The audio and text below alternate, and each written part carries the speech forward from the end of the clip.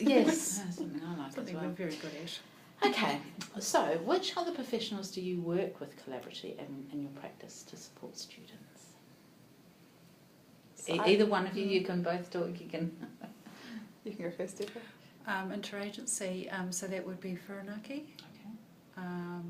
And as part of the Whirinaki team, we work with, or I work with the IBT, so Intensive Behaviour Support Team. Okay. So that's... Is that the crisis support team? No, that's okay. That's a new initiative between health and education. So we've got a clinical psychologist and a social worker who work together. Right. And once I make application, they join me. So we've got this 3 people working on the added to the team around that child. So there's Whirinaki. Other teams. So other professionals, Professionals and teams, so that you work with speech therapists. Lots. Early intervention teachers. Special education advisors. Manukau Super Clinic is another. Paediatricians. Paediatricians. Teachers, obviously.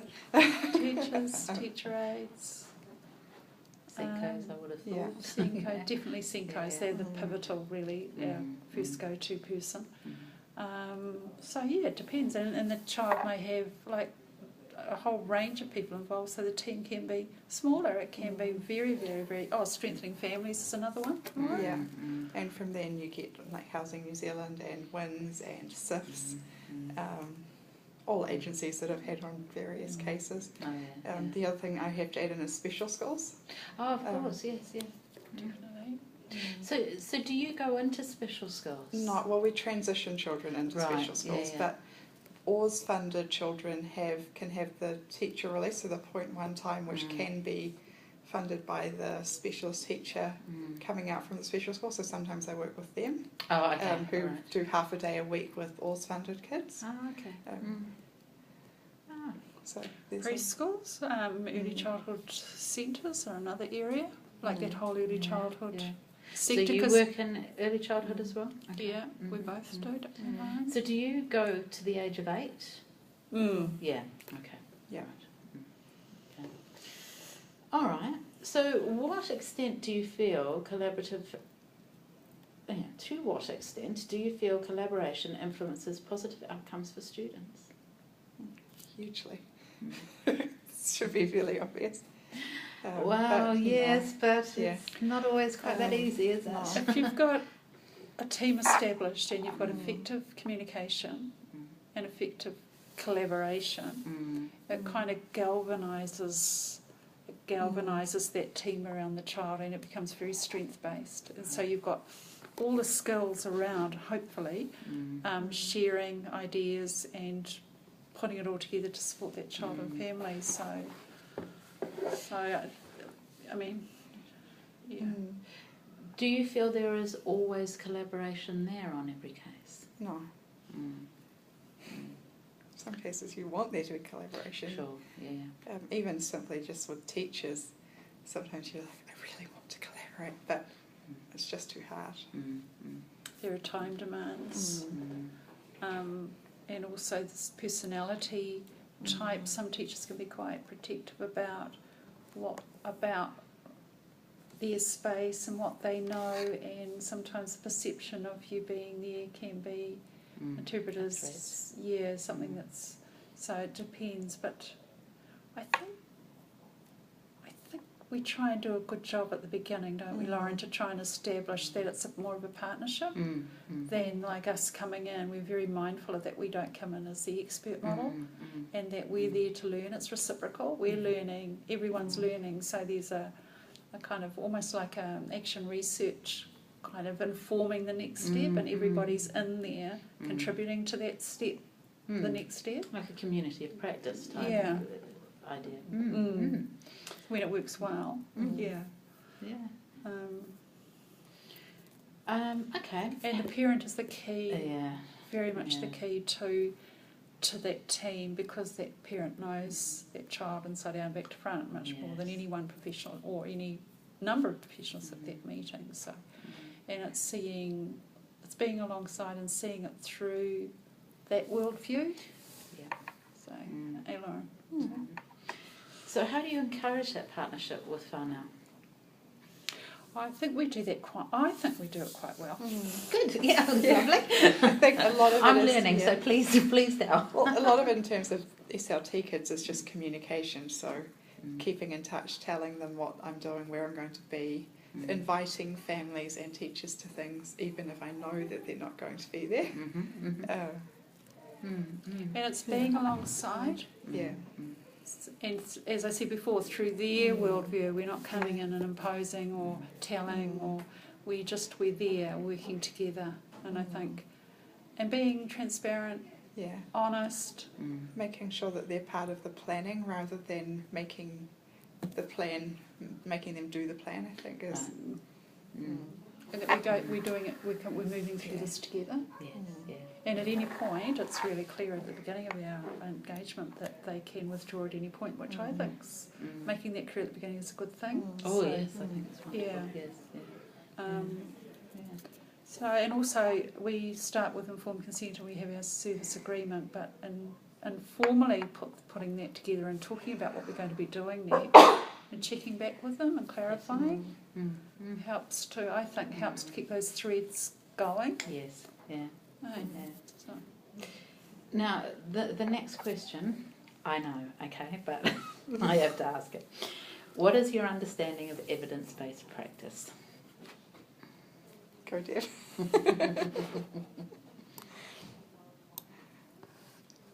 In idealistic terms, it's, I guess, reflecting back on what the current research says and trying to incorporate that into what you do. In realistic terms. So we're not all just going off doing what we think. It's that boundary, I guess. Yeah. Absolutely. Absolutely. Okay. Can you describe how you support... No, I've missed a question, sorry. Describe how you include evidence-based practice in your casework. Okay, well. You can do this one, Deb. I'm sorry. So all our interventions, our processes are informed by best practice. And so we use a situational analysis kind of format, and then our interventions are based on what's considered to be recognised and researched practices. Wonderful. Okay, so can you describe how you support teachers to adapt classroom programs to cater for the students that you work with?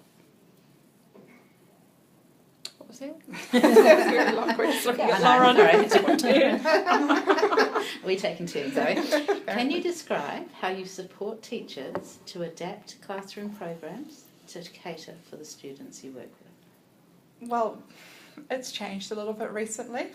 Speech therapy, or the speech therapy services are doing language and learning intervention, which is actually a really nice way of helping teachers adapt classrooms for their kids, and it's what I try and do even with the children who are not on LLI, which is build my goals and activities to within the classroom routine, so that I'm not saying to the teacher, you have to do this extra, but this is just how you can change how you're already doing things to work with this child slightly better.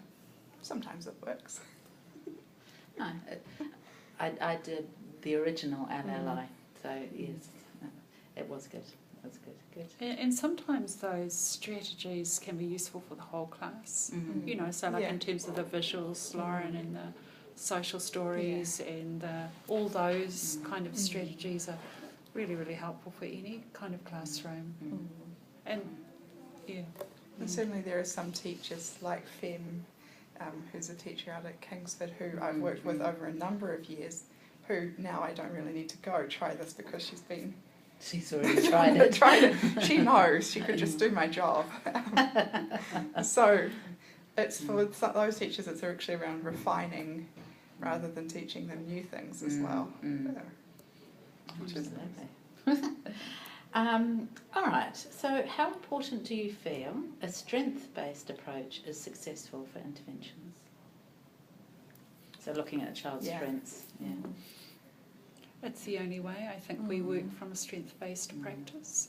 And so when we become involved, sometimes we're making a shift in perceptions, because sometimes a referral might say, this child's hitting, pushing, breaking, etc., etc. So when you arrive, that child is the problem and that child needs fixing, so to speak. So then right from the beginning we're looking at a shift in perception and and the way that we work with that teacher and the people around, I suppose, helps to by identifying dimensions around the child and then looking at that objectively, or in feedback meetings and so forth, we can look at what the child is actually doing really, really well, and using proactive strategies I think helps to make a shift as well. So we're constantly talking about what works, not that we don't acknowledge the teacher's concerns and priorities, but it's part of it, but I think we do, it's very strength based. Accept all applications. Yes, absolutely. Our applications as well are strength based. Wonderful. So, Deborah, can I ask you what your role and your responsibilities entail as an Ed Psych? Are you really an ongoing team? Yeah. Well, I would receive referrals that come in the Papatoetoe area, generally speaking for children with severe and challenging behaviour in the first instance. So then the process starts with what you know about, and we develop, get a team galvanised and support plan and so forth, and safety plans if it's extreme.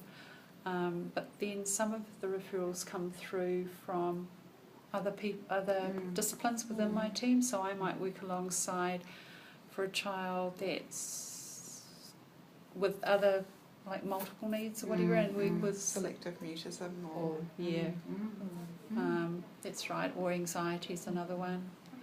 But with ORS applications, just helping and supporting colleagues through that.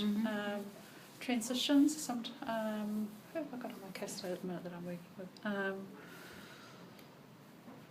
That would basically